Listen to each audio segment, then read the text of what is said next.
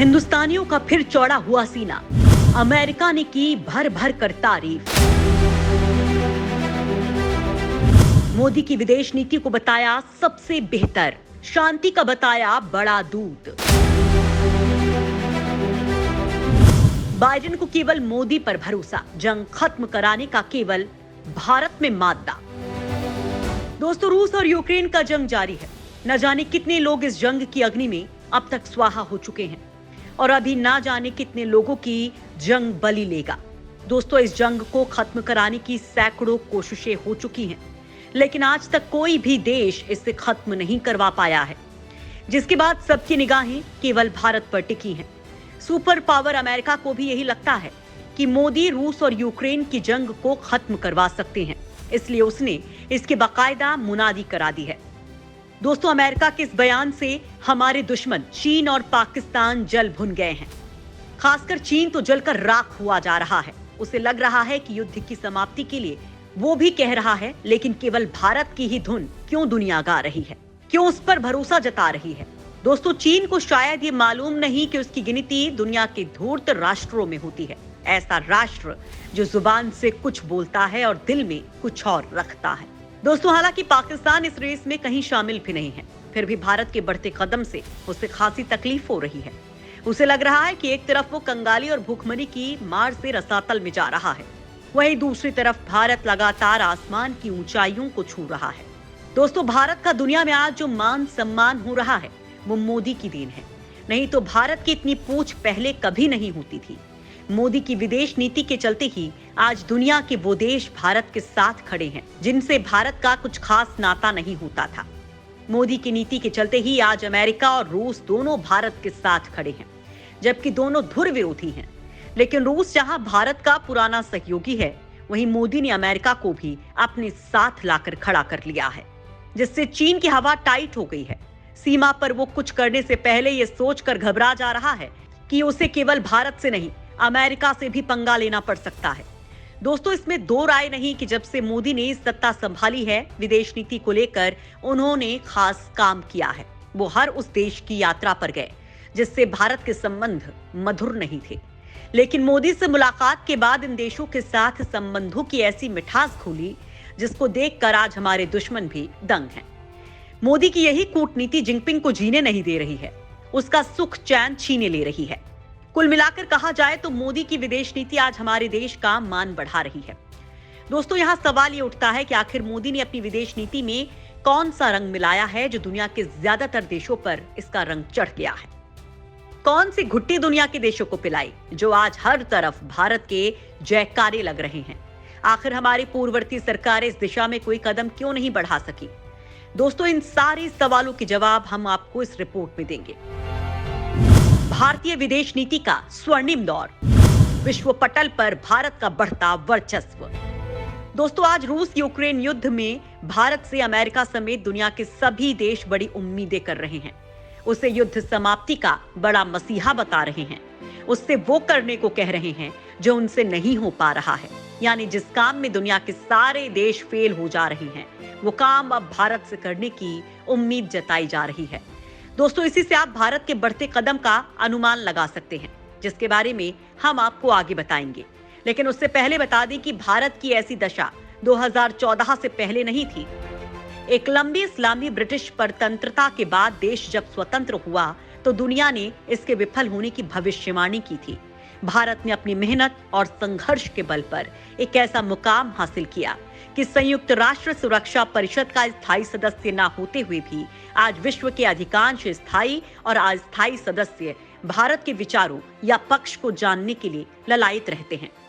दोस्तों, अगर हम अपने 75 सालों की विदेश नीति पर गौर करें तो पाते हैं कि दुनिया के अन्य देशों के द्वारा खड़ी की गई समस्याएं वास्तव में भारत के लिए मुख्य बाधाएं नहीं थीं, बल्कि भारत की खुद की नीति इसके लिए जिम्मेदार थी।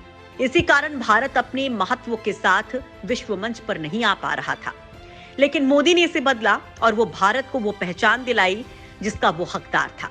दोस्तों, पिछले साल अक्टूबर में भारतीय विदेश सेवा दिवस के अवसर पर विदेश मंत्री डॉक्टर जयशंकर ने कहा था कि आने वाले समय में भारतीय राजनयिक भारत की वैश्विक पहचान और हितों को और अधिक मजबूती से विश्व मंच पर रखते हुए दिखेंगे। इससे ये अंदाजा लगाया जा सकता है कि भारत ने कितनी तेजी से अपने सॉफ्ट स्टेट की पहचान को छोड़कर एक मजबूत और स्पष्ट हितों वाले देश के रूप में पहचान स्थापित कर ली है। आपको बता दें कि भारतीय विदेश नीति में अभूतपूर्व परिवर्तन तब आना शुरू हुआ जब केंद्र में 2014 में बीजेपी की सरकार बनी। ये दौर ऊर्जावान कूटनीति और शक्तिशाली निर्णयों का था। डॉक्टर जयशंकर के मुताबिक ये स्वर्णिम दौर भारत के लिए क्रांतिकारी परिवर्तन का प्रारंभिक दौर था। दोस्तों, वर्तमान में भारत की विदेश नीति कई बिंदुओं पर काम कर रही है। वर्तमान में हमारी विदेश नीति पूरी तरह से यथार्थवादी है, जिसका उदाहरण हमें यूक्रेन संकट के दौरान रूस के साथ कच्चे तेल की खरीद जैसे निर्णयों में देखने को मिलता है। इसका दूसरा मुख्य बिंदु है अर्थव्यवस्था संचालित कूटनीति। इस कारण वर्तमान में भारत की विदेश नीति आर्थिक लाभ के द्वारा ही सर्वाधिक प्रभावित हो रही है। दोस्तों, स्वतंत्रता से पहले और उसके बाद के दौर में हुए अनेक वैश्विक आर्थिक बदलावों से सबक लेते हुए भारत ने संरक्षणवादी बाजार पद्धति को छोड़कर समावेशी वैश्वीकरण को अपनाया है। दोस्तों, मोदी की नई विदेश नीति का एक और महत्वपूर्ण बिंदु है बहुध्रुवीय वैश्विक क्रम को स्वीकार करना। इसके जरिए हम भारतीय विदेश नीति की सफलता को इस रूप में देख सकते हैं कि उसने विरोधी समूहों में भी अपनी उपस्थिति दर्ज कराते हुए एक वैश्विक सामंजस्य स्थापित किया है। जैसे शंघाई कॉरपोरेशन और क्वाड जैसे समूहों में आज भारत का डंका बज रहा है। दोस्तों, मोदी की विदेश नीति का एक और बिंदु उचित जोखिम है। दोस्तों, भारत अपनी पहचान हाथी की जगह अब शेर के रूप में बना रहा है। ऐसे में जब भारत को वैश्विक विकास की राह पर तेजी से आगे बढ़ना है तो जोखिम भरे कदम उठाने में भी वो हिचक नहीं रहा है। मोदी की तालिबान नीति इसी ओर इशारा करती है। दोस्तों, अफगानिस्तान में चीन और पाकिस्तान को मात देने के लिए यहाँ मोदी जो दांव खेल रहे हैं वो जोखिम से भरपूर है। दोस्तों, किसी भी देश के लिए घरेलू स्तर पर किसी विदेश नीति को गढ़ना आसान हो सकता है, लेकिन वैश्विक समझ के अभाव में बनाई गई नीतियां उस देश के लिए खतरा भी बन सकती हैं। हमारी पूर्ववर्ती सरकारें कुछ ऐसा ही काम करती थी।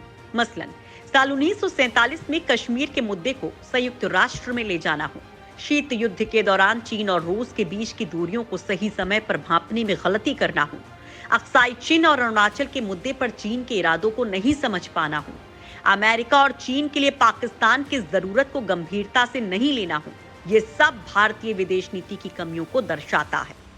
दोस्तों, भारत की विदेश नीति के एक लंबे कालखंड को हिचकिचाहट का वो दौर कह सकते हैं जिसमें भारत अपनी ऊर्जा और संभावनाओं को बहुत कमतर रखते हुए विश्व मंच पर उसे सही रूप में रखने में असमर्थ रहा था।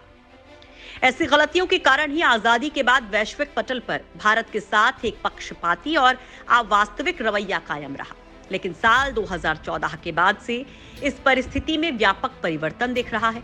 आज दुनिया का हर देश भारत की ओर बड़े बड़े मुद्दों के समाधान के लिए देख रहा है। इसलिए आज रूस और यूक्रेन मुद्दे पर अमेरिका ने भारत से बड़ी भागीदारी निभाने की अपील की है। आज चौड़ा हो रहा है हर भारतीय का सीना। जंग खत्म कराने के लिए भारत पर टिकी निगाहें। दोस्तों, अमेरिकी विदेश विभाग के प्रवक्ता नेड प्राइस ने कहा कि भारत उन देशों में शामिल हो सकता है जो रूस यूक्रेन के बीच चल रहे विवाद को समाप्त करवाने के लिए कूटनीति में भूमिका निभा सकते हैं। दोस्तों, आपको याद होगा एक वक्त था जब यही अमेरिका भारत को रूस से तेल खरीदने पर धमका रहा था, उसे रूस से अलग होने के लिए कह रहा था, लेकिन मोदी ने उसकी एक नहीं सुनी और उसे हकीकत का आईना दिखाते हुए अपने आगे झुका ही दिया। दोस्तों, आज यही अमेरिका जो भारत से जंग खत्म कराने की अपील कर रहा है। दोस्तों, अमेरिका का कहना है कि हम मानते हैं कि भारत जैसे रूस और यूक्रेन के साथ संबंध रखने वाले देश बातचीत और कूटनीति में मदद करने की स्थिति में हो सकते हैं, जो एक दिन इस युद्ध को समाप्त कर सकते हैं। दोस्तों, अमेरिका का कहना है कि वो इस बारे में लगातार भारत के साथ नियमित निकट संपर्क में है। रूस और यूक्रेन युद्ध को लेकर भारत और अमेरिका के बीच उभरे मतभेदों पर प्राइस ने कहा कि हो सकता है कि हम हमेशा सटीक रूप से समान नीतिगत दृष्टिकोण साझा न करें, लेकिन दोनों एक नियम आधारित अंतर्राष्ट्रीय आदेश को बनाए रखने की प्रतिबद्धता साझा करते हैं, जो क्षेत्रीय अखंडता और संप्रभुता का सम्मान करता है। प्राइस ने कहा कि प्रधानमंत्री नरेंद्र मोदी ने सितंबर 2022 में सार्वजनिक रूप से रूस के राष्ट्रपति व्लादिमीर पुतिन से कहा था कि आज का युग युद्ध का युग नहीं है, हमें बातचीत के जरिए हर मुद्दे का समाधान तलाशना चाहिए। भारत की इस नीति का अमेरिका हमेशा स्वागत करता है, क्योंकि भारत ने यूक्रेन को मानवीय सहायता प्रदान की है और उसने यूक्रेन के खिलाफ रूस के युद्ध को तत्काल समाप्त करने का आह्वान भी किया है। दोस्तों, अपने इस बयान में प्राइस ने चीन को भी इशारों ही इशारों में समझा दिया कि भारत के साथ अमेरिका हर मोर्चे पर खड़ा है, चाहे बात समुद्र की हो या जमीन की। अमेरिका हर उस संगठन में भारत के साथ है जहां चीन अपनी दादागिरी दिखाना चाहता है।